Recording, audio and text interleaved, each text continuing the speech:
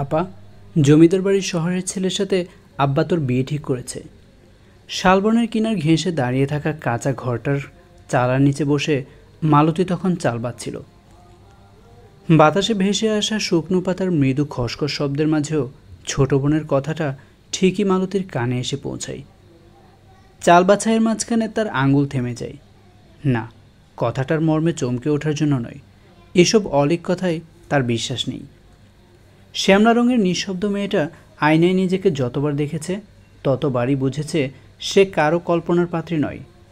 জমিদার বাড়ির ছেলে, তাও শহর থেকে আসা। সে এমন আজব কল্পনাকে পাত্তাও দিল না। সে ছোট বোনের কথার গুরুত্ব না দিয়ে আবারও সস্তার চালের থালার দিকে মন দিল। সস্তার জন্যই আব্বা প্রায়শই ধান ভর্তি চাল কেনে, আর মালতীর কাজ সেই চাল থেকে ধান বাছা। অবসরের ফাঁকে ফাঁকে বসে বসে ধান বাছায় এখন তার নিত্যদিনের অভ্যাস। আজও তার ব্যতিক্রম হলো না। কিন্তু ছোট বোনটা তো সহজে ছেড়ে দেওয়ার পাত্র নয়। আমি কি বললাম শুনলি তুই? বোনটার কণ্ঠে এবার মিশে আছে হালকা উষ্মা। মালতী চালের থালার দিক থেকে চোখ না সরিয়ে নির্লিপ্ত ভঙ্গিতে বলে, তোর আজগবি আলাপ বন্ধ কর। ছোট বোন এবার রীতিমতো রাগ করেই বলে উঠল, আমি সত্যি বলতেছি আপা। বিরক্তি হয়ে মালতী এবার মুখ তোলে। চোখে চোখ পড়ে বোনের। পাগল টাগল হলো নাকি মেয়েটা? আব্বা তো রোজ কোনো না কোনো প্রস্তাব নিয়ে বসেন, আর বোনটা তো ঠিক তেমনটাই। এক এক প্রস্তাবে নেচে নেচে এসে এসব বলে। সে তো আর অত কিছু বোঝে না। কোথা থেকে যে এসব আজগুবি আলাপ পায়, এক এক সময় এক এক কাণ্ড করে। কিন্তু এবার তো সব সীমা ছাড়িয়ে গেছে। এবার সে তার কল্পনার বহু দূরের এক স্বপ্নকে ছুঁয়ে ফেলেছে এক লাফে। জমিদার বাড়ির ছেলে, শহুরে অভিজাত রক্তের সন্ধান। মালতীর মতো সাধারণ মেয়ের সঙ্গে সে বিয়েতে রাজি হবে কেন?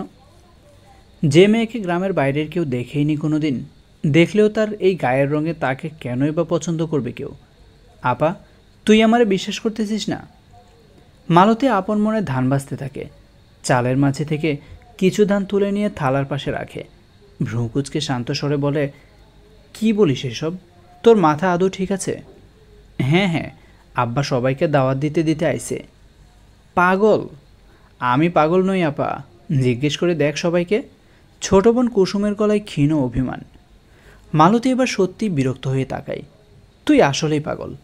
তা না হলে এমন কথা বলিস, আমাকে না দেখেই বিয়ে ঠিক করে ফেলবে, তাও আমি না শুনেই?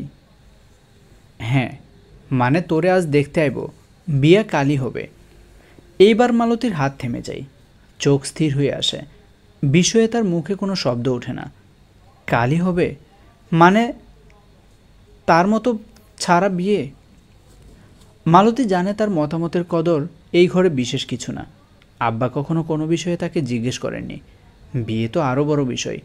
কিন্তু কাউকে না দেখেই, শুধু শুনে শুনেই একজন ছেলে রাজি হলো। তার ওপর আব্বার অবস্থা এখন এমন নয় যে পাত্রপক্ষের কোনো দাবি মেটাতে পারবেন। জমিদার বাড়ির ছেলে, শহরের মানুষ। সে মালতীর মতো একটা মেয়ে যার কপালে আজও কোনো স্বপ্ন খোদাই হয়নি, তাকেই বিয়ে করবে?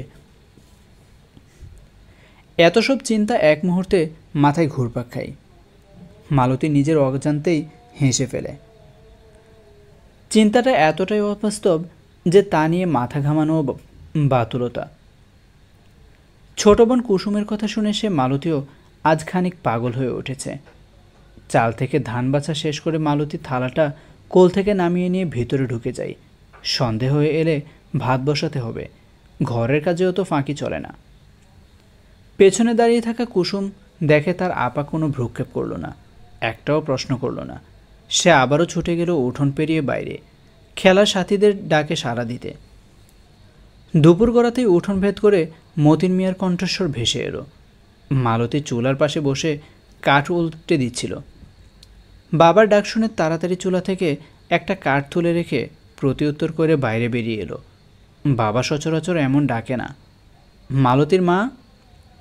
স্বামীর কণ্ঠের ডাক শুনে শেহানা হন্তদস্ত হয়ে উঠোনে বেরিয়ে এলো, পেছন পেছন মালতীও। মতিন মিয়ার দুই হাতে বাজারের থলে, মুখে এক ধরনের ব্যস্ত উচ্ছ্বাস। থলেগুলো এগিয়ে দিতে দিতে বললেন, যাও যাও, তাড়াতাড়ি রাঁধুন শুরু করো, ওরা এসে পড়বে তো। শেহানা থলে দুটো হাতে নিতে নিতে কিছুটা সংশয়ে শুধায়, বেশি তাড়াহুড়ো হয়ে গেল নাকি? মতিন মিয়া চোখ বড় করে বলে উঠলেন, আরে এমন প্রস্তাব এইটা বইসা থাকলে চলে? হাতছাড়া করলে আফসোস করে মরতে হইব। তবুও আর কোনো কথা না, যাও রান্ধো। মালতীর মা শেহানা কিছু না বলে পেছন ঘুরে চলে গেলেন রান্নার তোড়জোড় করতে। মালতী একা দাঁড়িয়ে থলের মুখ খুলে দেখল হরেক রকম মাছ, মোটা মাংসের টুকরো, মুরগি। এমন বাজার বাবা কখনো আনেন না, আনবেই বা কীভাবে? এই ঘরে তো নুন আনতে পান্তা ফোড়াই। মালতী নিঃশব্দে থলে খুলে কাজ শুরু করতেই মতিন মিয়া চোখ রাঙিয়ে বললেন, তুই কোনো কাজ করবি না, যা গিয়ে তৈরি হয়ে বই। বলেই তিনি শেহানার পাশে বসে নিজেই মাছ ধুতে শুরু করলেন। এক হাত দিয়ে আঁশ ছাড়াতে ছাড়াতে বললেন, আদর যত্নে কোনো ত্রুটি রাখা চলব না শেহানা। মালতী দাঁড়িয়ে দাঁড়িয়ে মা বাবার মুখ চেয়ে তপ্ত শ্বাস ফেলে। ওরা এত খুশি। মায়ের চোখে টুকটুকে আশার ছায়া, বাবার কণ্ঠে একরাশ গর্ব। আর সে তো এক শ্যামবর্ণা, একেবারেই সাধারণ এক মেয়ে, যার গায়ে শহরের আলো নেই, চোখে নেই রূপকথার ঝিলিক। তার মতো একটা মেয়ের সঙ্গে শহুরে জমিদার বংশের এমন যোগ্য ছেলের বিয়ে, এটা ভাবাও যে পাপ। এই আশা মা বাবা করেছেন, এটাই তো অন্যায়। বিকেল গড়িয়ে সন্ধ্যা নেমেছে। পশ্চিম আকাশে হালকা রং মেখে দিনের শেষ আলোটা যেন ধীরে ধীরে হারিয়ে যাচ্ছে। ঠিক এমন সময় বাড়ির গেট দিয়ে কয়েকজন মুরব্বি ধীরে ধীরে ভেতরে প্রবেশ করল। গ্রামে তো এরকম তালপাতা আর খড় দিয়ে চারদিকে ঘিরে এক ধরনের গেট বানানো হয়, তাতেই শোভা পায় এমন বিশেষ দিনের আগমন।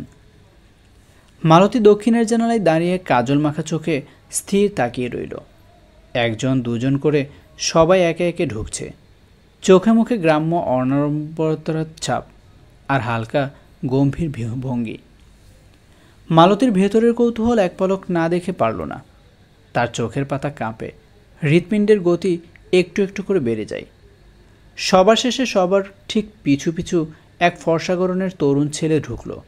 ছেলেটার মাথা নত, যেন কারো চোখে পড়তে চায় না, আর তাতেই যেন তার ভেতরের সৌন্দর্যটা আরও দ্বিগুণ হয়ে ফুটে উঠল। কি সুদর্শন! চোখে মুখে শহুরের ছাপ, পোশাকে একরকম পরিপাটি আমেজ। মালতীর মনে হলো, এই ছেলেটাই কি তবে সে, যার জন্য এই আয়োজন? তবে সাথে সাথে নিজের ভাবনার উপর ছুরি চালায় সে। এই ছেলে তার মতো এক অতি সাধারণ দরিদ্র গ্রামের মেয়েকে দেখতে আসবে, এই কথা ভাবাও তো হাস্যকর। তার সাথে মানাবে শহরের কোনো মেয়ে, যার চলনে বলনে আধুনিকতা, রূপে আভিজাত্য। ওদের উঠানে বসতে দেওয়া হলো।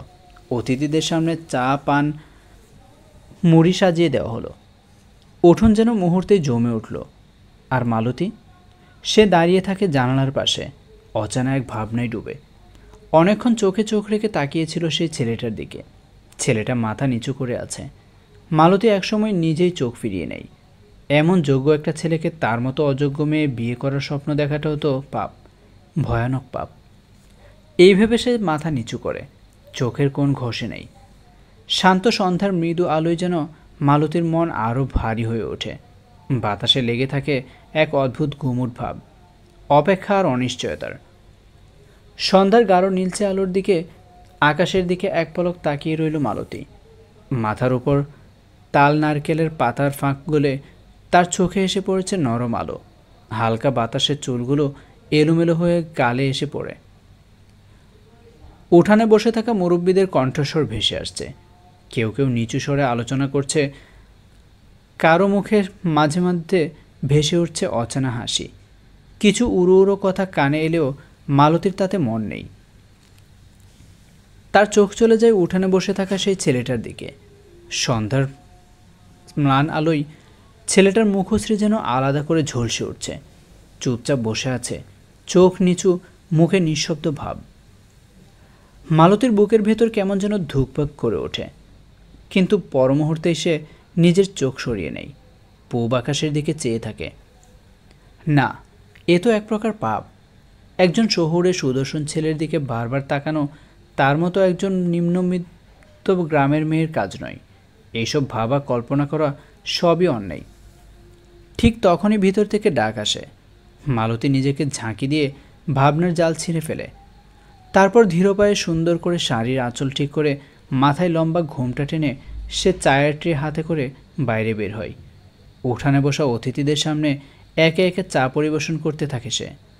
চোখে মুখে শান্ত ভদ্রতা, চলনে নম্রতা।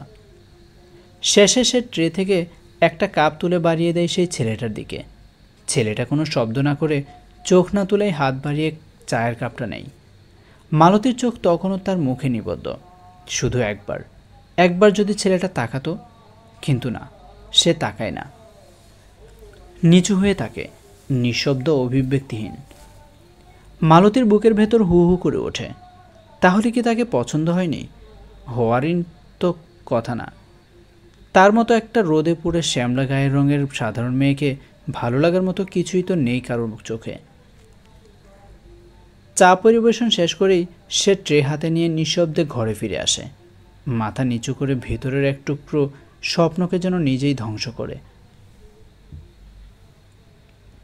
অন্তরের চুপচাপ গোপন আকাঙ্ক্ষাকে শক্ত করে দমন করে দেয় মালতী। এই বিয়েটা না হওয়াটাই তো স্বাভাবিক। সে নিজেকে বোঝায় এটাই ঠিক, এটাই ন্যায্য। রাত গড়িয়ে গেল। চারদিকে নিস্তব্ধতা, শুধু মাঝে মাঝে শিয়ালের হাঁক, দূর থেকে ভেসে আসা কুকুরের ডাকে মাঝরাতের নিস্তব্ধতা ভেঙে যায়। কিন্তু মালতীর চোখে কিছুতেই ঘুম নামে না। শুয়ে শুয়ে আধারে ছেলেটার মুখ মনে পড়ে বারবার। প্রেমে পড়ার রূপ বুঝি এমনই। মালতী এক টুকরো নিঃশব্দ হাসি হাসল। চুপচাপ ঘরের অন্ধকারে মুখ ঢেকে পড়ে রইল। সেও কি তবে অন্যদের মতো সুন্দরের পূজারী হয়ে উঠছে? ছেলেটা সুন্দর, তাই এক দেখাতেই প্রেমে পড়ে গেল সে। অথচ প্রেম তো কখনো ভাবনা করে আসে না। সে তো এসে বসে পড়ে হৃদয়ের এক কোণে, অজান্তেই।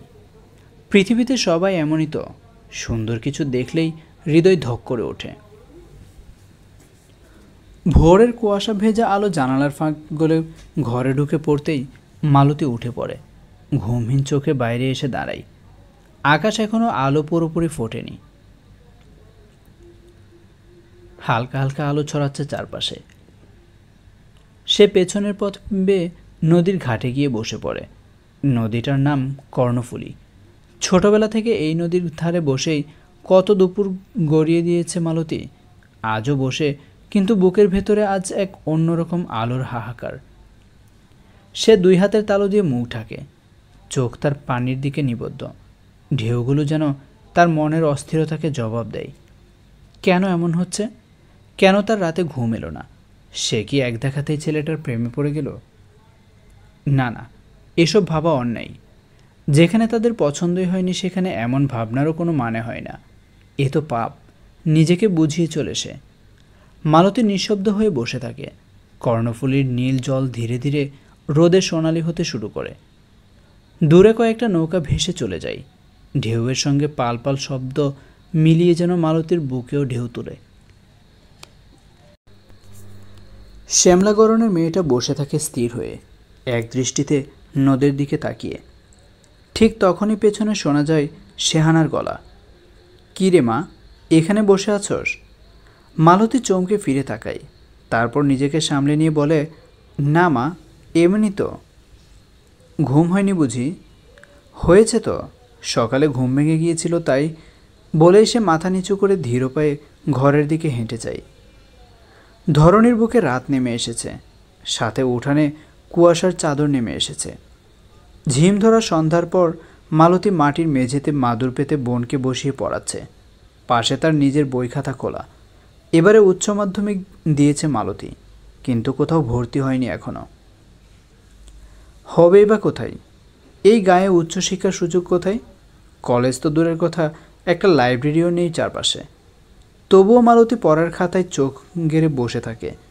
মাঝে মাঝে খাতা থেকে চোখ তুলে ছোট বোন কুসুমের অঙ্ক কষা দেখে নেয়। কুসুম ঠোঁট নেড়ে নেড়ে গুনে গুনে অঙ্ক করছে। 6 6 36, 7 6 42। মালতীর মনে হঠাৎ করেই অন্যরকম অনুভূতির ঢেউ খেলে যায়। খাতায় চোখ থাকলেও মন পড়ে আছে কোথায় যেন। ছেলেটার মুখ বারবার ভেসে উঠছে চোখের সামনে। তারপর আবার নিজেকে সামলাই। সব ভাবনা ধুয়ে দেয় অঙ্কের ঘোরে। ঠিক তখনই বারান্দার দিক থেকে মতিন মিয়ার কণ্ঠ ভেসে আসে, খুশিতে ভেজা ডাক। শুনছ? আসো, একখানা খুশির খবর দেই। শেহানা তখন চুলার পাশে হাঁড়িতে ডাল নাড়ছিলেন। স্বামীর ডাকে সাড়া দিয়ে বারান্দায় এগিয়ে যান। মতিন মিয়া দিগন্ত জয়ের মতো গলা তুলে আবার বলেন, ওদের আমগো মালতীরে পছন্দ হয়েছে, কালই বিয়ে পড়াইব। শেহানার মুখে লাজের হালকা হাসি ফুটে ওঠে, আর ঘরের ভেতর থেকে মালতীর বুকটা ধক করে ওঠে। পছন্দ হয়েছে? তাকে পছন্দ হয়েছে? সে স্থবির হয়ে যায় এক নিমেষে। খাতায় চোখ আটকে থাকলেও দৃষ্টি ঝাপসা হয়ে আসে। যে ছেলে একবার চোখ তুলে তাকায়নি, সে কি তবে তাকে পছন্দ করেছে? হয়তো ভদ্রতার আড়ালে লুকিয়েছিল চুপচাপ সম্মতি। মালতীর বুকজোড়া বিস্ময়, আনন্দ আর অজানা ভয়ের ঢেউয়ে কেঁপে ওঠে।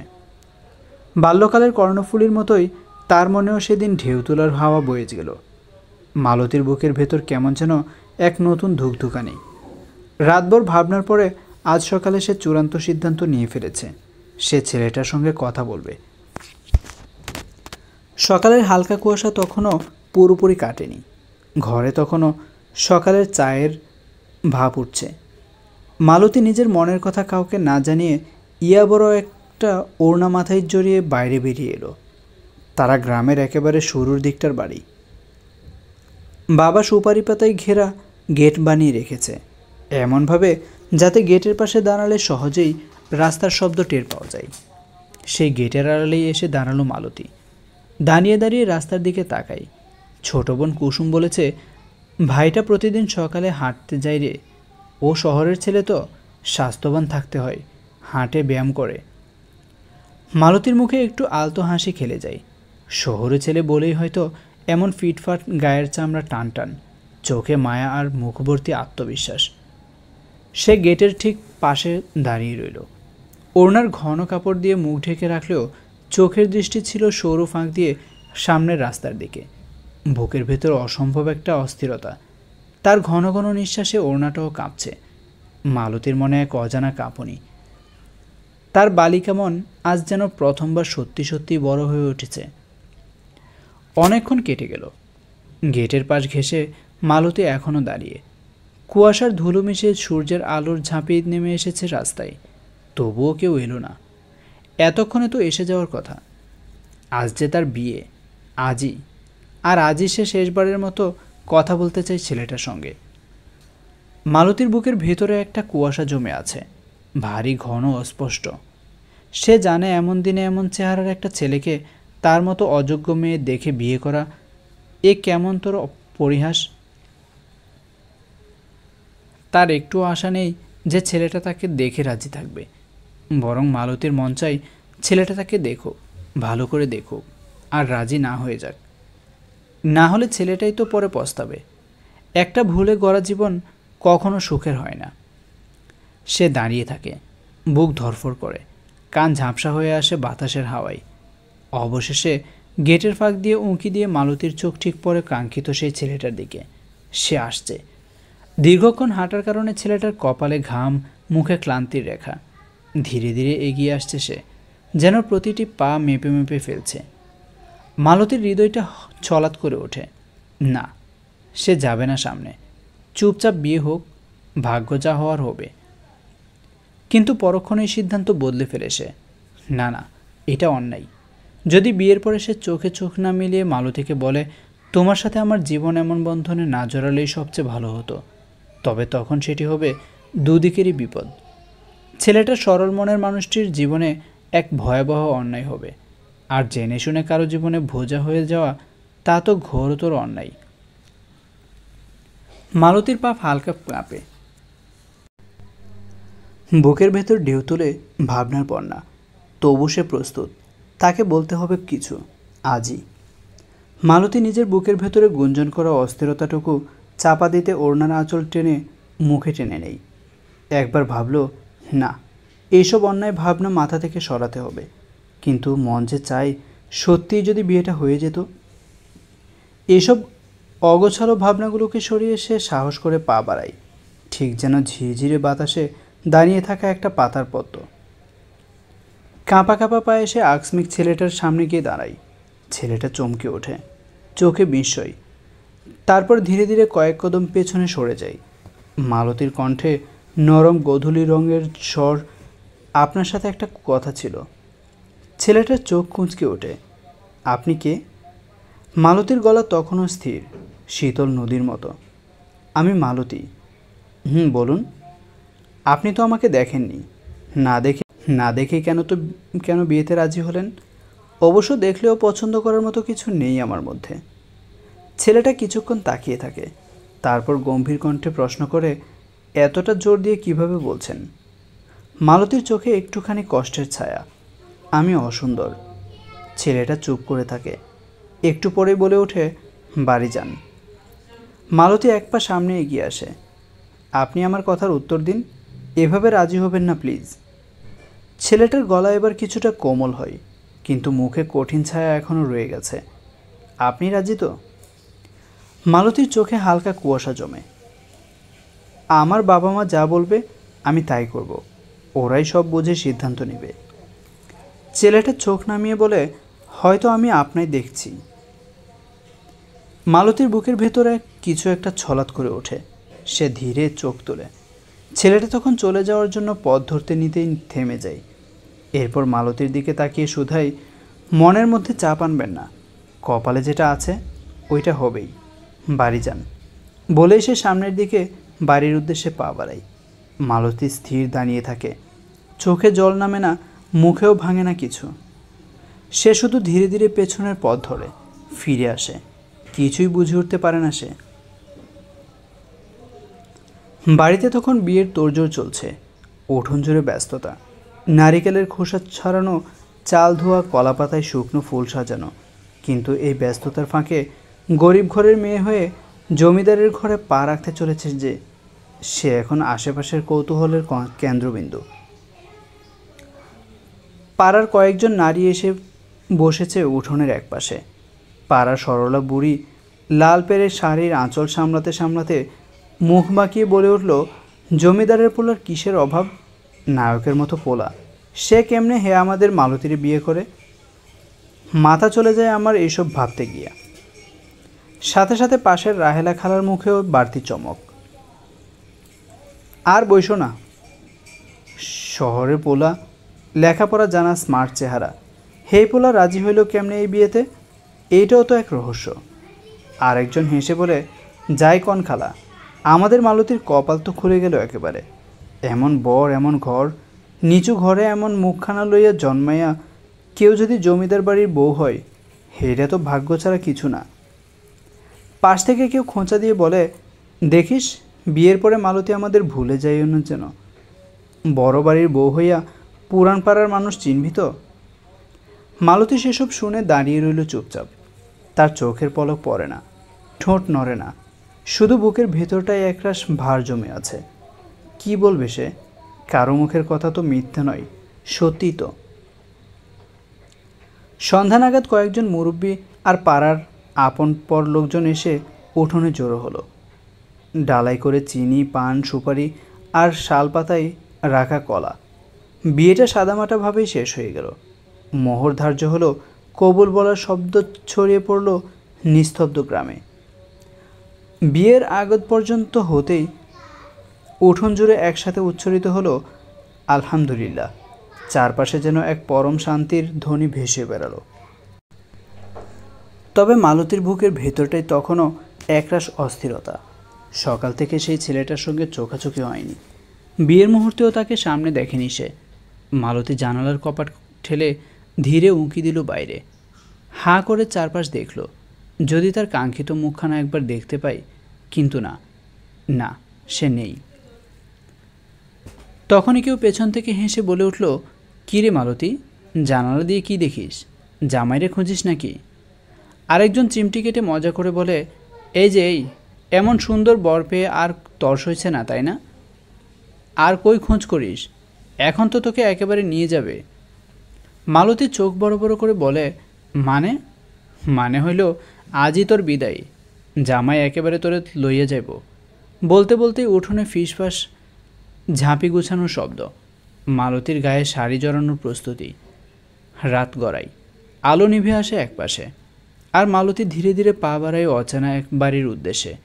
পেছনে ফেলে আসে তার পরিচিত উঠোন, কাঁচা রাস্তা, শীতল নদীর ধারে বসে থাকা সেই নীরব সকালগুলো।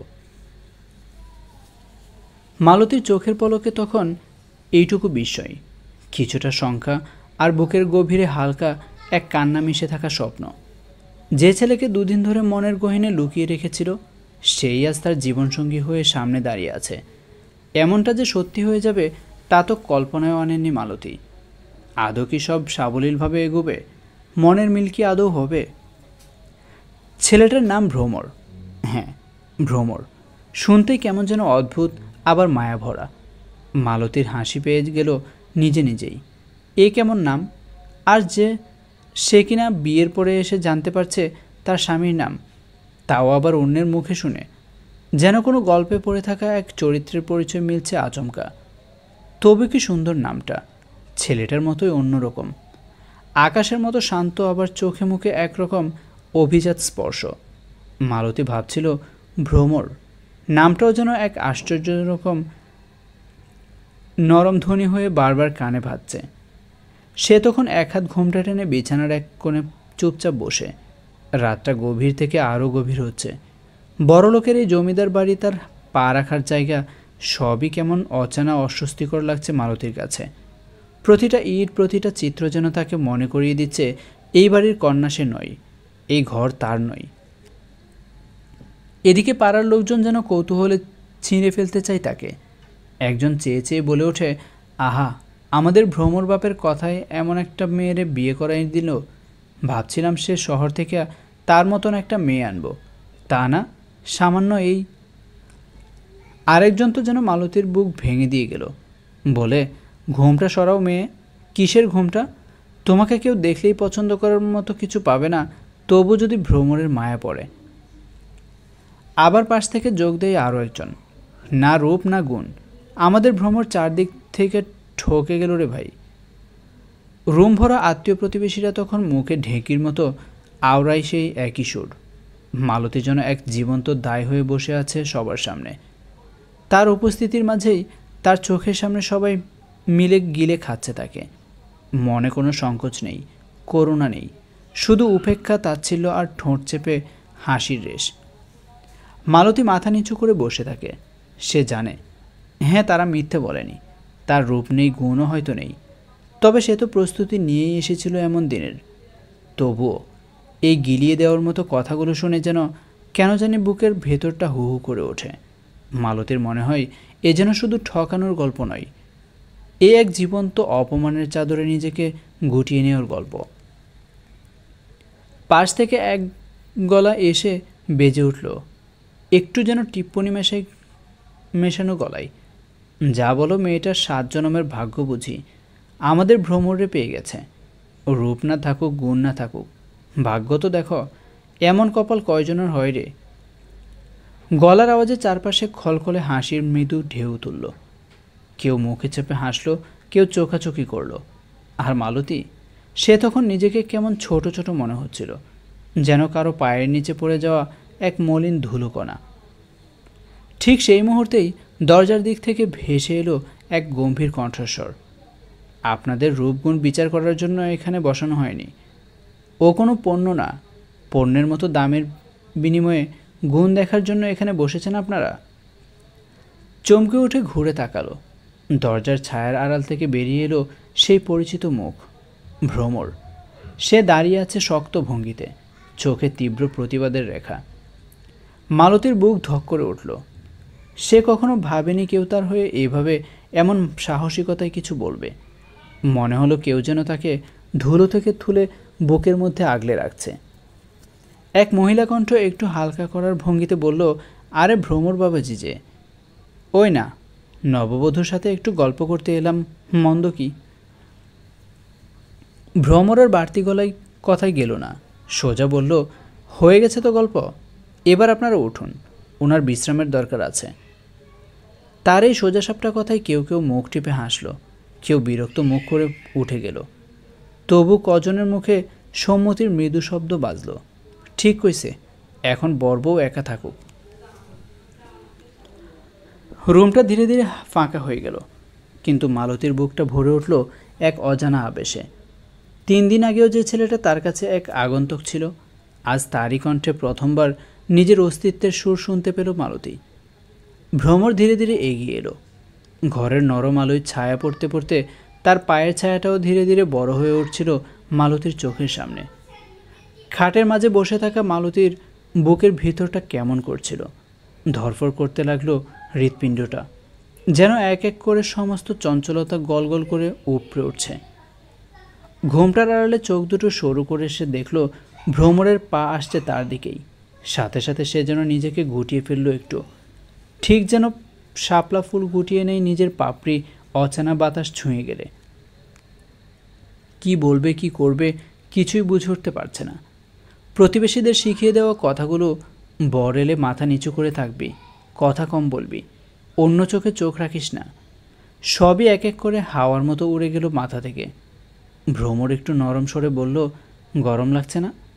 মালতী একটু থমকে মাথা নাড়ল, মানে গরম লাগছে না, কিন্তু আসলে তো লাগছে, খুব লাগছে। এই ভারী শাড়ি, অলংকার, ঘোমটা সব মিলে যেন দম বন্ধ হয়ে আসছে। তবুও সে ভাবল, এইটুকু তো বরকেই দেখানোর জন্য, এটুকু না হয় সহ্য করা যাক। ভ্রমর আবার বলল, সত্যি বলছেন তো? মালতী একটু কুণ্ঠিত স্বরে শোধালো, মানে? ভ্রমর হেসে বলল, মানে আপনার আসলেই গরম লাগছে না? মালতী আবার মাথা নাড়ল, না লাগছে না, কিন্তু সে জানে ঘাম জমে গেছে কপালের কিনারায়। ভ্রমর একটু নিচু হয়ে মুখের দিকে তাকিয়ে এক চমৎকার হাসি দিল, একটা হাসি যেটা যেন মালতীর বুকের জড়তা গলিয়ে দিল। ভ্রমর মৃদু স্বরে বলল, বুঝতে পেরেছি আমি, সবাই যা বলে বলুক, সবার আগে নিজের আরাম। তার চোখে ছিল এক সহজবোধ্য মমতা, যে মমতায় মালতীর বুকের মধ্যে জমে থাকা শঙ্কাগুলো একটু একটু করে গলে যাচ্ছিল। মালতী বুঝতেই পারছিল না কি করা উচিত। হাত পা যেন কাজ করতেই চাইছিল না, মনের ভিতর টানাটানি, একদিকে লজ্জা, অন্যদিকে অচেনা মানুষটিকে নিয়েই শুরু হওয়া জীবনের নতুন বাঁক। কিন্তু তাকে কিছুই করতে হলো না, যা করার ভ্রমর নিজেই করল। খাটের পাশে দাঁড়িয়ে থাকা ভ্রমর হাতে একটা কাপড় এগিয়ে দিয়ে নরম কণ্ঠে বলল, ফ্রেশ হয়ে আসুন। মালতী সংকোচে একটু নড়ল, পায়ের শাড়িটা সামলাতে গিয়ে একটু ধাক্কা খেল কাপড়ের ভাঁজে। ভ্রমর সাথে সাথে বলে উঠল, ঘোমটা সরিয়ে নিন, না হয় পেঁচিয়ে পড়ে যাবেন। মালতী নিচু স্বরে বলল, আচ্ছা, আপনি ফ্রেশ হয়ে নিন, আমি রুমের বাইরে অপেক্ষা করছি। বলেই সে ধীরে দরজার দিকে পা বাড়ালো। পায়ের আওয়াজটুকুও যেন মালতীর কানে জলধারার মতো নরম শোনালো। ফ্রেশ হয়ে মালতী আবার ঘরে ফিরে এলো, তবে এবার তার চোখে মুখে একটু স্বস্তির ছোঁয়া। রাত গভীর হলেও ভ্রমরের ব্যবহারে তার ভেতরটা একটু একটু করে আলগা হতে লাগলো। ভ্রমর আবার ঘরে ঢুকলো। কিছু খাবেন? তার প্রশ্নে মালতী চোখ তুলেও কিছু বলল না, চুপচাপ বসে রইল। ক্ষুধা লেগেছে? ভ্রমর হেসে জিজ্ঞাসা করল। মালতী না বলার আগেই ভ্রমর আবার বলল, এখানে এত ফর্মালিটি করলে না খেয়ে থাকতে হবে, আমি নিয়ে আসছি, আপনি খেয়ে নিন। সারাদিন অনেক ধকল গেছে, বিশ্রাম দরকার আপনার। খেয়ে খাটে ঘুমিয়ে পড়বেন, ঠিক আছে? তার কণ্ঠে এমন স্নিগ্ধতা যেন বহু পরিচিত কেউ পাশে এসে দাঁড়িয়েছে। মালতীর বুকের ভেতরটা আবার ধুকপুক করে উঠল। এত সহজ সব কিছু, এই অচেনা ঘর, এই নতুন মানুষ, সব কিছু হঠাৎ করে যেন চেনা চেনা লাগছে। নাকি তার বর ভালো বলেই সব কিছু এত সুন্দর, এত সহজ মনে হচ্ছে? মালতীর ঠোঁটে একটুখানি হাসি খেলে গেল অজান্তেই। মালতীর ঘুম ভাঙল বেশ বেলা করে। ঘরের জানালার ফাঁক গলে আসা সূর্যের তির্যক আলো তার চোখে মুখে এসে পড়তেই সে অজান্তেই পাশ ফিরে আবার ঘুমিয়ে পড়তে চাইল। কিন্তু পাশ ফিরতেই তার চোখে পড়ল চারপাশের অচেনা জাঁকজমক, আলিশান খাট, সিলিং ফ্যানের টানা বাতাস, ঝকঝকে পর্দা, সব যেন কোনো গল্পের রাজপ্রাসাদ। ধপ করে সব মনে পড়ে গেল। সেই সন্ধ্যার সাদামাটা বিয়ে, অচেনা ভ্রমর নামের সেই ছেলে, আর রাতের সেই অপ্রত্যাশিত যত্ন। মালতী তড়িঘড়ি করে খাট থেকে নামতে গেল, কিন্তু শাড়ির আঁচলে পা আটকে গিয়েই মুখ থুবড়ে পড়তে যাচ্ছিল। ঠিক তখনই একটা শক্ত কিন্তু স্নিগ্ধ হাত তাকে আগলে ধরল। সজোরে বুক ধরফর করে উঠতে লাগলো মালতীর। মুখ তুলে দেখে সেই ভ্রমর। সকালের আলোয় দাঁড়িয়ে থাকা মানুষটা যেন আরও বেশি আপন লাগছিল। মালতী নিজের এলোমেলো ঘুমন্ত মুখ, তেলে চকচকে কপাল আর এলিয়ে থাকা চুল নিয়ে লজ্জায় পড়ে গেল। তড়িঘড়ি করে নিজেকে গুটিয়ে নিল। পেঁচিয়ে গেল কয়েক কদম। ভ্রমরও কোনো কথা না বলে হালকা হেসে একপাশে সরে দাঁড়ালো। ঠিক তখনই দরজায় টোকা পড়ল টুপটুপ করে। মালতী একটু এগোতে নিলে ভ্রমরের নরম অথচ নিশ্চিত কণ্ঠে শুনতে পেল, আপনি মুখ ধুয়ে ফ্রেশ হয়ে আসুন, আমি দরজা খুলছি। ভ্রমরের কণ্ঠে কোনো হুকুম নেই, আবার পুরোটা যত্নে মোড়ানো। এমনভাবে বলল যেন সে প্রতিদিন এমনই বলে, যেন সে কাউকে ভালোবাসে বলেই বলে। মালতীর কানের লতি লাল হয়ে উঠল। সে মাথা নিচু করে সরে গেল ওয়াশরুমের দিকে। মনের গভীরে একটা অচেনা অনুভব ফুসফুসে বাতাসের মতো ঢুকে পড়ল। এ কি ভালোবাসা, নাকি এই মানুষটার ভেতর লুকিয়ে থাকা এক গভীর কোমলতা? কে জানে। মালতী আয়নার সামনে গিয়ে নিজের দিকে তাকাতেই নিজেকে দেখে লজ্জায় মাথা নিচু করে ফেলল। ঘুম থেকে উঠে তার শ্যামলা মুখটা একেবারে তেলতেলে হয়ে যায়। আজও হয়েছে। চুলগুলো এলোমেলো হয়ে একরকম ছড়িয়ে আছে মাথার চারদিকে। কাল রাতের সাজ এখনও কিছুটা রয়ে গেছে, কিন্তু কাজলের রং চোখের কোণ ধরে লেপটে গিয়ে এখন যেন থকথকে দাগ। ছি, কি বিশ্রী লাগছে, মনে মনে ভাবল সে। আর এই বিশ্রী মুখ নিয়ে কিনা সে ভ্রমরের সামনে পড়ল। সেই ভ্রমর যার দিকে তাকিয়ে তার বুক ধুকধুক করে ওঠে, যে মানুষটা এখন তার জীবনের সত্যি হয়ে ধরা দিয়েছে। মালতী তড়িঘড়ি করে মুখে ঠান্ডা পানি ঝাপটা দিল। সাজগোজ করতে না পারলেও অন্তত পরিষ্কার তো থাকা চাই। এমনিতেই আজ নতুন সংসারের প্রথম সকাল। ভ্রমর দরজা খুলতেই দেখতে পেল আমেনা আহমেদ দাঁড়িয়ে আছে। মা, কিছু বলবে? সাদাসিধে স্বর, কিন্তু আদুরে ভঙ্গি। কিছু বলবো না মানে? ঘর ভর্তি মেহমান, আর তোর বউ পড়ে পড়ে এখনও ঘুমোচ্ছে? বাপের বাড়ি কি এভাবে ঘুমিয়েছে? আমেনা আহমেদের কণ্ঠে এক ধরনের মৃদু ক্ষোভ। ভ্রমর হালকা হেসে উত্তর দিল, মা, তুমিও তো একদিন মেয়ে ছিলে। তুমি বউ হয়ে এসে এরকম কিছু আশা করনি, তাহলে ওর কাছ থেকে করছো কেন? ছেলের কথায় আমেনা আহমেদের মুখ থমকে গেল। ছেলের কথায় যেন নিজের অতীত ঘেঁটে ওঠে। ভ্রমর আবার বলে উঠল, তোমার মেয়েও তো একদিন ঘর ছাড়বে। সেই মেয়েটার জন্য যা ভাবো, তাই না হয় ভাবো আমার জন্য। একটা মেয়ে তার আপন ভিটা ছেড়ে নতুন ঘরে আসে, ওর একটু সময় তো লাগবে মানিয়ে নিতে। সেটা তো আমার চেয়ে তুমি ভালো বোঝো, তাই না মা? আমেনা আহমেদ চোখ নামিয়ে নিলেন। তার মুখে কোনো রাগ নেই, ছিল হয়তো নামমাত্র, মায়ার আড়ালে ঢাকা। দেখ বাপ, অবশেষে মৃদু গলায় বললেন, হাজার বলিস, বিয়ের পরে আর আগের সময় এক না। একটু থেমে চোখে যেন একটু খেয়ালি ঝলক এনে শুধালেন, তুই না এই বিয়েতে রাজি ছিলি না? এখন এত উতলে উঠছিস কীভাবে? ভ্রমর হেসে ফেলল। হাসিতে কোনো অস্তিত্ব নেই, অস্বস্তি নেই, বরং প্রশান্তি ভরপুর। বিয়েটা অনিচ্ছাকৃত হলেও মন তো দিয়েছিলাম মা। এখন তো আর চাইলেও এসব খণ্ডতে পারবো না, তাই না? আমেনা আহমেদ চুপ করে ছেলের দিকে তাকিয়ে থাকলেন কিছুক্ষণ। চোখে ছিল গর্ব, মমতা। তার ছেলে ভালোবাসতে শিখেছে, বুঝতে শিখেছে, এমন ছেলে সহজে মেলে না। একটুখানি হাসলেন, তারপর নিঃশব্দে ঘুরে চলে গেলেন। ভ্রমর একটুক্ষণ দাঁড়িয়ে থেকে তারপর পা বাড়ালো মায়ের পেছনে। রোদ ঝলমল সকাল, নতুন জীবনের প্রথম পূর্ণ দিবসের শুরু। আর মালতীর মনে সেই প্রথমবারের মতো এক টুকরো নির্ভরতার রোদ এসে পড়ে। এই ঘরটা যেন সত্যিই তার হতে চলেছে। মালতী ওয়াশরুম থেকে মুখ মুছে বের হতেই হঠাৎ থমকে দাঁড়ায়। সামনেই দাঁড়িয়ে ভ্রমর, হাতে ধোঁয়া ওঠা চায়ের কাপ। মালতীর বুকের ভেতর ধক করে ওঠে। এই কাজ তো ওরই করার কথা ছিল। একটুখানি গৃহিণী হবার স্বাদ, প্রথম সকালে স্বামীর জন্য চায়ের কাপ এগিয়ে দেওয়া, সেই স্বপ্নটা যেন হুট করে ভেঙে গেল।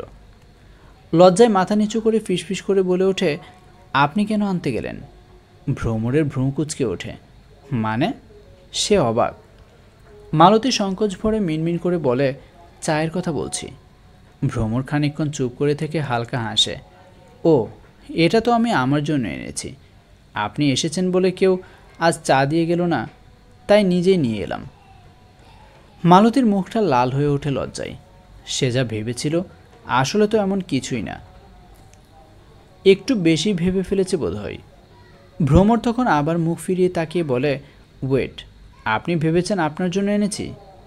বলেই হেসে হাতে থাকা কাপটা তার দিকে বাড়িয়ে দিয়ে বলে, নিন, খেয়ে নিন। আমি আবার কারোর মুখের উপর না করে খেতে পারি না, মায়া হয়। ভ্রমরের এই কথার ভেতরে থাকা স্নিগ্ধতাটা যেন মালতীর হৃদয় ছুঁয়ে যায়। ঠিক সেই মুহূর্তে রাতের প্রতিবেশীদের বলা কথাটা মনে পড়ে যায়। হয়তো মেয়েটাকে দেখে ভ্রমরের মায়া হলে মেনে নেবে। মায়া? তবে কি ভ্রমর এখনও পুরোপুরি মেনে নেয়নি তাকে? তবে কি শুধু মায়ার টানে সহানুভূতির ঘোর ঘেরা টোপে সে এখানে দাঁড়িয়ে? মালতীর বুকটা হালকা চিনচিন করে ওঠে। এই সম্পর্কটা কি শুধু করুণা দিয়েই বাঁধা? সে ভাবনার গভীরে হারিয়ে থাকতেই ভ্রমর কাপটা হাতে ধরিয়ে দিয়ে ওয়াশরুমের দিকে পা বাড়ায়। পেছনে ফিরেও না তাকিয়ে বলে, চাটা খেয়ে নিন, তারপর মায়ের কাছে গিয়ে একটু হাতে হাতে সাহায্য করিয়েন। মালতী কাপে হাত রাখে। চায়ের গন্ধে ভরে ওঠে চারপাশ। এই গন্ধ তার কাছে পরিচিত। মালতীর সকাল কাটে না চায়ের গন্ধ ছাড়া। চা ছাড়া তার সারাদিন মাটি মাটি লাগে। পেয়েছে যখন খেয়ে নেওয়াটাই ভালো। কিন্তু চায়ের কাপে এক অজানা ভার। ভ্রমরের মুখের চা এভাবে খেয়ে নেবে?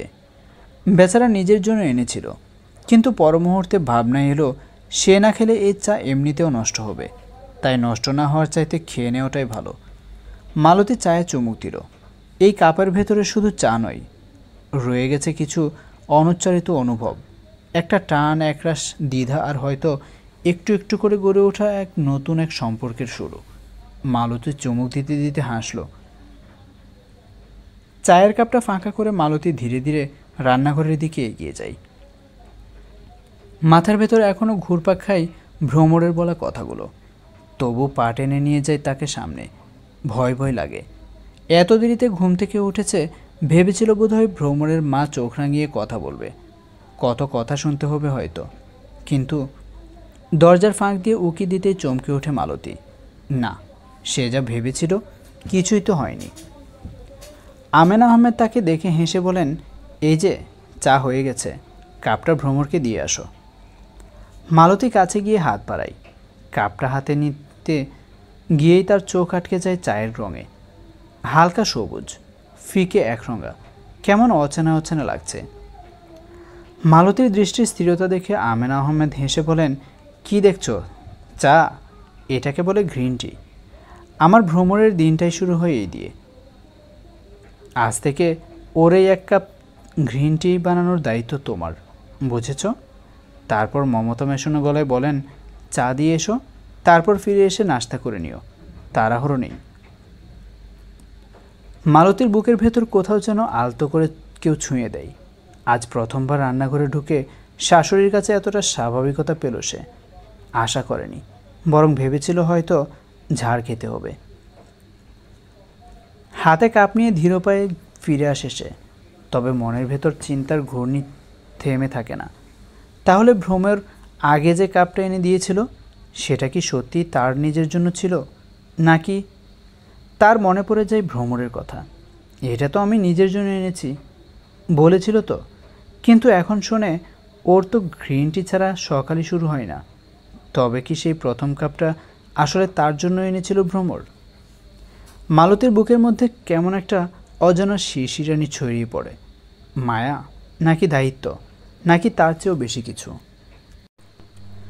সে কিছুই ঠিকঠাক বুঝে উঠতে পারে না। চোখ নামিয়ে কাপটা দুই হাতে ধরে ধীরে ধীরে ভ্রমরের ঘরের দিকে এগিয়ে যায়। মালতী রুমে ঢুকতেই চোখে পড়ে ভ্রমর হাত পা ছড়িয়ে খাটে শুয়ে আছে। চোখে মুখে ক্লান্তির ছাপ। বোঝা যায় রাতটা বোধহয় আরাম হয়নি। সোফায় রাতে শুতে কষ্ট তো হয়ই, তবে মালতী বা কী করবে? সেই তো ভ্রমরকে বলেছিল খাটে শুতে। নিজে থেকে দূরত্ব টেনে রাখলে মালতী আর কতটা আগাবে? এসব ভাবনা ছেড়ে ফেলে হাতে চায়ের কাপ নিয়ে খাটের পাশে গিয়ে দাঁড়াতেই ভ্রমর ধীরে উঠে বসে। মালতী কাপটা বাড়িয়ে দেয়। আপনার চা। ভ্রমর একবার চায়ের কাপের দিকে, একবার মালতীর মুখের দিকে তাকিয়ে বলে, মা পাঠিয়েছে বুঝি? হ্যাঁ, শান্তভাবে জবাব দেয় মালতী। ভ্রমর হালকা হেসে চায়ের কাপ বাড়িয়ে নেয়। আপনি আমাকে মিথ্যে বললেন। কিছুক্ষণ আগে যে চা এনেছিলেন সেটা তো আপনি খান না। চায়ের কাপে চুমুক দিতে দিতে ভ্রমর শোধায়, কে বলল? মা। ভ্রমর চোখ মেলে তাকায় মালতীর দিকে। এর মধ্যে আবার খবরও নিয়ে ফেলেছ দেখছি। বাহ।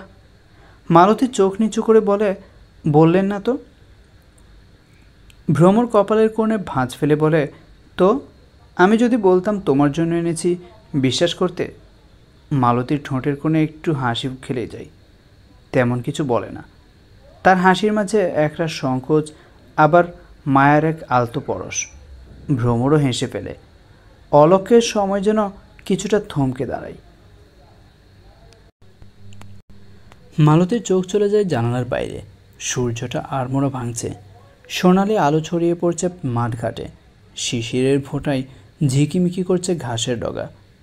পাখিরা দূরে উড়ে যাচ্ছে নীল আকাশে। মালতীর মনে হয় এই সকালটা এত সুন্দর, এত মনোমুগ্ধকর কেন লাগছে তার? এই মানুষটার জন্যই কি? সে জানে না। তবে তার বুকের ভেতর একটু একটু করে যেন গলে যাচ্ছে কিছু কঠিন দেয়াল। আলোর মতোই নরম হয়ে উঠছে মালতীর সকাল। বিকেলের রোদ গড়িয়ে গিয়েছে অনেক আগেই। আকাশের গাঢ় নীল চাদরের সন্ধ্যা এসে জড়িয়েছে গ্রামের নিস্তব্ধ আঙ্গিনাকে। কোথাও দূরে কুহু কুহু ডেকে ওঠে একাকী পাখি। ঘরদুয়ারে মাটির প্রদীপ জ্বলে উঠছে। কিন্তু মালতীর বুকের ভেতরটাই যেন আজও আঁধার। সে চুপচাপ রুমে বসে আছে। চোখ মাঝে মাঝে দরজার দিকে ছুটে যায়। হয়তো এখন, হয়তো এবার, কিন্তু না, ভ্রমরের দেখা নেই। সময় পেরোয়। রাত গড়িয়ে আসে নিঃশব্দে। মালতীর ভেতরটা হালকা একটা শূন্যতায় ভরে ওঠে। অদ্ভুত, একদিনেই মানুষটা এতটা কাছের হয়ে গেল কিভাবে? সেই তো ছিল তার অচেনা নতুন সংসারের একজন, অথচ আজ তার প্রতীক্ষায় সন্ধ্যা পেরিয়ে গেছে। এমনকি খিদেও যেন মন ছুঁতে যেতে পারছে না। এই ভাবনার মাঝেই দরজার কাছে আসতে পা ফেলে এগিয়ে এলো ভ্রমরের মা, আমেনা আহমেদ। হালকা গলায় বললেন, রাতে খাবে না তুমি? মালতী ধীরস্বরে মাথা নেড়ে বলল, উনি ফিরুক, তারপর খাবো। আমেনা আহমেদ ঠোঁটে একটা চেনা হাসি এনে বললেন, অপেক্ষা করে লাভ নেই, ও আর ফিরবে না, ও চলে গেছে। এক মুহূর্ত যেন থেমে গেল মালতীর চারপাশ। চোখ বিষয়ে ছলকে উঠল। গভীর নিস্তব্ধ রাত। গ্রামে একটু রাত হলেই যেন সময়টা আরও থেমে যায়। চারদিক এমন চুপচাপ হয়ে পড়ে, মনে হয় রাত নয়, সময়ের বুকেই শীতল কোনো স্তব্ধতা নেমে এসেছে। আলিশান ঘরের জানালার কাছে বসে আছে মালতী। বাইরে ফাঁকা অন্ধকার রাস্তা। মাঝে মাঝে হালকা বাতাসে গাছের পাতারা কাঁপছে, তবু কোথাও কোনো শব্দ নেই। এই নিস্তব্ধতাই যেন মালতীর ভেতরের প্রশ্নগুলোকে আরও বেশি করে জাগিয়ে তোলে। রাতের বেলায় শাশুড়ির বলা কথাগুলো বারবার মাথায় ঘুরপাক খাচ্ছে। ভেবেছিল হয়তো ঠাট্টা করেছেন, কিন্তু ঠাট্টার সম্পর্ক তো তাদের মধ্যে গড়ে ওঠেনি এখনও। আর গ্রামে বউ শাশুড়ি মানেই তো দূরত্বে ঠাসা, হিসেবি সম্পর্ক। সেই ছাঁচেই তো মালতী বড় হয়েছে। তবে এই বাড়ির মানুষগুলো, বিশেষ করে ভ্রমরের মা বাবা, উভয়ের চোখে মুখে এমন একটা সহজতা, একটা ভরসা, যা মালতীর জানা কথাগুলোকেই প্রশ্নবিদ্ধ করে। তবুও যখন মূল মানুষটাই নেই, সেই সম্পর্কগুলোকে আঁকড়ে ধরে আর কি হবে? চোখের কোণে অজান্তেই একটু জল জমে মালতীর। ঠিক তখনই মনে পড়ে শাশুড়ির রাতে বলা কথাগুলো। আমার ছেলেকে আমি চিনি, ওর মনে কি চলছে সেটা কাউকে টের পেতে দেবে না। ও দেখাবে একরকম, ভেতরে চলবে আরেক রকম। তবে সবার কথা ও মেনে নেয়, একাই সবটুকু বয়ে বেড়ায়। এই কথার রেশ এখনও মালতীর বুকের গভীরে বাজছে। ওনার কথা বলার মাঝে ঠিক তখনই বাড়িতে এসে ঢুকে পড়েছিল পাড়ার কয়েকজন কৌতূহলী মুখ। কেউ একজন গলা নামিয়ে বলল, এই কাণ্ড তো আগে দেখিনি রে, বিয়ের পরদিনই জামাই বউ ফেলে চলে গেল। অন্যজন চোখ বড় করে বলে উঠল, বুঝতে পারছো না, পছন্দ হয়নি বউটাকে, তাই পালিয়েছে। আরেকজন একটু সান্ত্বনার ছায়া মিশিয়ে বলে, আরে না না, বউয়ের পক্ষ নিয়ে যেভাবে বিয়ের রাতের বেলায় কথা বলছিল, মনেই হলো না যে অপছন্দ করেছে। তবে হয়তো বুঝতে দেয়নি। শোনো মেয়ে, আর আশায় বসে থেকে লাভ নেই, ঘুমিয়ে পড়ো। সবাই এক একটা বাক্য ছুঁড়ে এক এক করে বিদায় নেয়। তবু তাদের ফেলে যাওয়া শব্দগুলো রয়ে যায় এই ঘরের নিঃশব্দ বাতাসে। আলিশান রুমটা যেন এখন কথার প্রতিধ্বনিতে ভরে উঠেছে। মালতী চুপচাপ জানালার বাইরের দিকে তাকিয়ে থাকে, সেই শুনশান রাস্তাটার দিকে, যে রাস্তায় ভ্রমর হয়তো হেঁটে চলে গিয়েছে, আর ফেরা হয়নি। তার বুকের গভীরে জমে থাকা এত প্রশ্ন অভিমানের অজানা এক টানাপোড়েন মিলেমিশে এই নিশুতি রাতটাকে করে তুলেছে আরও ভারী, আরও প্রহেলিকাময়। কানে বারবার প্রতিধ্বনিত হয়, ভ্রমর ফিরবে না, সে চলে গেছে। কথাটা বারবার মাথায় ঘুরপাক খায়। তাহলে কি সত্যিই ভ্রমরের তাকে পছন্দ হয়নি? কথাটা মাথার ভিতর এক একবার ঘুরপাক খায়। মালতী জানে না কেন, কিন্তু বুকের ভেতর কেমন হিমশীতল হয়ে উঠেছে। যাকে একদিন আগেও সে চিনত না, তার এমন চলে যাওয়া কেন এতখানি কাঁপিয়ে দিচ্ছে মনকে? প্রদীপের আলোয় মালতীর চোখে যেন একরাশ কুয়াশায় নেমে আসে। বুকের ভেতরে যে প্রতীক্ষার প্রদীপ জ্বলেছিল, সেই আলো এখন একটু একটু করে নিভে যাচ্ছে। মালতী স্তব্ধ হৃদয়ে জানালার পাশে বসে থাকে। এই জানালার ফাঁক গলে দেখা যায় মেঠো পথটি, যে পথ ধরে মানুষ আসে, আবার কখনো হারিয়েও যায়। সেই পথটার দিকে মালতীর চোখ স্থির হয়ে থাকে। রাতভর তার দৃষ্টির রেখা একটুও না নড়ে তাকিয়ে থাকে ওই ফাঁকা পথের দিকে। মন বলে ভ্রমর আসবে, তাদের দুজনের একটা সুন্দর শান্ত সংসার হবে। এই প্রত্যাশা যেন তার নিঃশ্বাসে মিশে আছে। রাত শেষে ধীরে ধীরে ভোরের আলো ফুটছে, চোখের পলকে ভোর এসে গেছে। ভোরের হালকা আলোয় যখন অন্ধকারের প্রহর একটু একটু করে কেটে যাচ্ছে, তখনই হঠাৎ মালতীর চোখ পড়ে সেই পথের উপর। একটা ছায়ামূর্তি এগিয়ে আসছে গ্রামের রাস্তা ধরে। হাঁটার ভঙ্গি, মাথা নিচু করে আসার ধরন, সব যেন ভ্রমরের মতো। মালতীর দৃষ্টি স্থির। সে নিজেকেই প্রশ্ন করে, এ কি চোখের ভ্রম? হয়তো ঘুমে ঘুরে এখন দেখছে সে। কিন্তু না, অবয়বটা ধীরে ধীরে বাড়ির উঠোনে এসে পড়ে। জানালার ফাঁক গলে ভোরের হালকা আলো এসে মালতীর গাল ছুঁয়ে যায়। ঠিক তেমনই ভ্রমরের মুখও আলোর স্পর্শে স্পষ্ট হয়ে ওঠে। মালতীর বুক ধড়ফড় করে ওঠে। সে আর বসে থাকতে পারে না। চোখের পলক না ফেলে এক দৌড়ে রুম ছেড়ে বেরিয়ে যায়। পায়ে শাড়ি জড়িয়ে কয়েকবার হোঁচট খেয়ে পড়ে যেতে যেতে নিজেকে টেনে তোলে, তারপর আবার ছুটে এক দৌড়ে দরজার কাছে এসে দাঁড়ায় মালতী। জোড়া হাতে দরজার কপাট ঠেলে খোলে। দরজা খোলেই ঠিক সামনে থাকা সেই চেনা মানুষটার দিকে অপলক চেয়ে থাকে। ভ্রমর, সে সত্যিই ফিরেছে। মালতীর চোখ দুজোড়া জলে টলমল করে। শব্দ হয় না, শুধু বুকের ভেতরটায় যেন এক বিশাল কিছু ভেঙে পড়ে আবার গড়ে ওঠে। দুজনের মাঝখানে তখন হালকা সকালের বাতাস, ভোরের আলোয় চিকচিক করে উঠছে ভেজা উঠোনের ধুলো। আর মালতীর হৃদয়ে যেন নতুন কোনো সূর্য উঠছে, যার নাম পবিত্র বন্ধনের বিশ্বাস, ভালোবাসা, অপেক্ষা আর ফিরে আসার প্রতিশ্রুতি।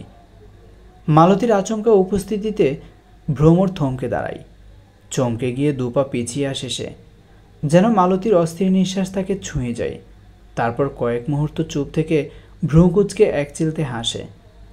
হাসিটা যেন অগোছালো সকালের মতো, মলিন অথচ আপন। রাতে ঘুমাননি বুঝি? ভ্রমরের কণ্ঠে মৃদু সুর, যেন মেঠো পথ ভেসে আসা কোনো পুরনো বাঁশির আওয়াজ। মালতী চোখ তুলে তাকায় তার দিকে। চোখের ক্লান্তি, ঠোঁটে শুকিয়ে যাওয়া নীরবতা। তার ইচ্ছে হয় বলে ফেলে, আমাকে এভাবে ফেলে আপনি কোথায় গেলেন? সবাই বলল আপনি আমাকে পছন্দ করেননি, মেনে নিতে পারেননি, তাই চলে গেছেন। কিন্তু আর কথা আর মুখ ছুঁয়ে বাইরে আসে না মালতীর। চোখে শুধু একরাশ অভিমান নিয়ে ভ্রমরের দিকে তাকিয়ে থাকে সে। তারপর নিঃশব্দে এক গাম্ভীর্যে জড়ানো স্বরে জিজ্ঞেস করে, এভাবে কোথায় চলে গিয়েছিলেন আপনি? ভ্রমর ঠোঁটের কোণে আরও একটু হাসি টেনে নেয়। চুলগুলো এলোমেলো, গায়ে শহরের ধুলোবালি, হাসি যেন সেই সব বাউন্ডুলে ছেলেদের মতো যারা ভোর রাতে মাঠের শেষ প্রান্তে দাঁড়িয়ে থাকে, নির্লিপ্ত অথচ গভীর। ভয় পেয়েছেন বুঝি? ভ্রমর সহজ সরলভাবে জিজ্ঞেস করে। মালতী চুপ করে থাকে, চোখে তখনও মলিনতা। সে সত্যি ভয় পেয়েছিল। ভয়ের নাম ছিল অস্বীকার। ভয়ের চেহারা ছিল এই অচেনা অথচ কাছের মানুষটার হঠাৎ হারিয়ে যাওয়া। চারপাশে তখনও ভোরের আলো পুরোপুরি ছড়িয়ে পড়েনি। দূরে গ্রামের কুয়াশায় হারিয়ে যাচ্ছে শালিকের ডাক, ভেসে আসা নতুন দিনের আশ্বাস। ঘরের উঠোনে দুজন মানুষ দাঁড়িয়ে, একজনের চোখে প্রশ্ন, আরেকজনের চোখে অপরাধবোধ চাপা হাসিতে ঢাকা। এই চুপচাপ মুহূর্তে যেন সম্পর্কের নতুন এক পাতার শব্দ লেখা হচ্ছে, যেখানে কোনো চিৎকার নেই, নেই তর্ক, শুধু আছে না বলা কথার ভার আর এক মলিন ভোরের শুরু। ভ্রমর গম্ভীর ভঙ্গিতে মালতীর চোখে চোখ রেখে বলল, আপনাকে আমি সত্যিই মেনে নিতে পারিনি। মালতী বুকের ভেতর কেমন যেন ধসে পড়ল, চোখ দুটো মুহূর্তেই টইটুম্বুর। সবার কথাই তাহলে সত্যি? তার ঠোঁট কাঁপে, কিন্তু কোনো শব্দ বেরোয় না।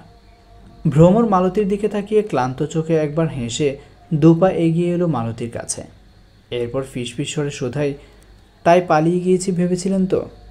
ভ্রমরের কণ্ঠে ছিল এক ধরনের সহজ সরল স্বীকারোক্তির সুর। মালতী চুপ।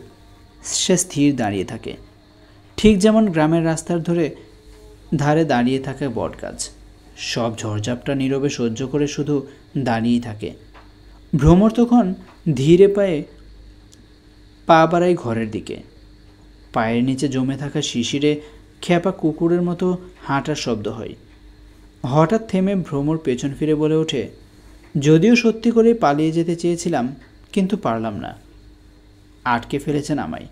বলেই সে ঠোঁট উল্টায়, চোখ নামিয়ে নেই। মনে হলো সে সত্যিই সবটা স্বীকার করে নিচ্ছে। মালতী এক দৃষ্টিতে তাকিয়ে থাকে ভ্রমরের দিকে, চোখে তখনও জল, কিন্তু সেই জল যেন ধীরে ধীরে জায়গা করে নিচ্ছে বিশ্বাসের পলির উপর। ভ্রমর আবারও মুখ তোলে, তার কণ্ঠ এবার একটু নরম, একটু বেশি আন্তরিক। আমার সময় দরকার, আমি জানি সেটা আপনারও দরকার, তাই চলে গিয়েছিলাম। কিন্তু পরে ভাবলাম দুজন না হয় একসাথেই মিলেমিশে সময় নেই। ভ্রমরের শেষ কথাই মালতীর চোখে হালকা এক চাঁদের আলো খেলে যায়। অশ্রুমাখা চোখে সে একটুখানি হেসে দেয়, সাথে ভ্রমরও হেসে ওঠে। দুজনের হাসিতে যেন নতুন ভোরের আশীর্বাদ মিশে আছে। ভ্রমর আবার ঘরের দিকে পা বাড়াতে গিয়ে থেমে যায় এক মুহূর্ত, তারপর সে আবার ফিরে আসে, এগিয়ে এসে মালতীর হাত ধরে ফেলে। গরম হাতের মুঠোয় ভরে নেয় মালতীর শীতল আঙ্গুল। চিন্তা করবেন না। এরপর মালতীর চোখে চোখ রেখে বলে, ভ্রমর অন্যের কথায় কান দেয় না। এই যে হাত ধরলাম, নিশ্চিন্তে থাকুন, ভ্রমর এত সহজে মালতীর হাত ছাড়বে না। ভ্রমর মালতী এই শব্দটার মধ্যেই যেমন একটা পরিপূর্ণতা আছে, তেমনি আমাদের সম্পর্কটাও বহন করব সেভাবেই। মালতী এবার আর কিছু বলে না, সে শুধু তাকিয়ে থাকে, হাতের উষ্ণতায় ভিজে যেতে যেতে। এতটা সুন্দর সব কিছু, নাকি পাশের মানুষটার জন্যই সব কিছু এত সুন্দর? ভোরের আলো তখন চারদিকে ছড়িয়ে পড়েছে। দূরের পুকুর ঘাটে দাঁড়িয়ে সাদা বকেরা ডানা মেলে দিচ্ছে। ভ্রমর মালতীর হাত ধরে পা মেলালো ঘরের দিকে। দুজন একসাথে উঠোন পেরিয়ে ঘরের দিকে পা বাড়াই।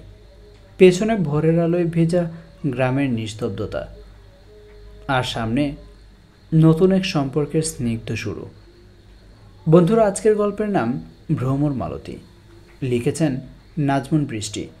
বন্ধুরা, এই গল্পটি কেমন লেগেছে তা অবশ্যই কমেন্টে জানিয়ে দিন। ভালো লেগে থাকলে অবশ্যই একটি লাইক দিয়ে ভিডিওটি শেয়ার করে আমাদের চ্যানেলের সাথেই থাকুন।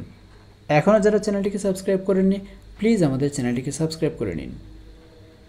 আবারও দেখা হবে নতুন কোনো গল্পে। সে পর্যন্ত সবাই ভালো থাকুন, সুস্থ থাকুন। আল্লাহ হাফেজ।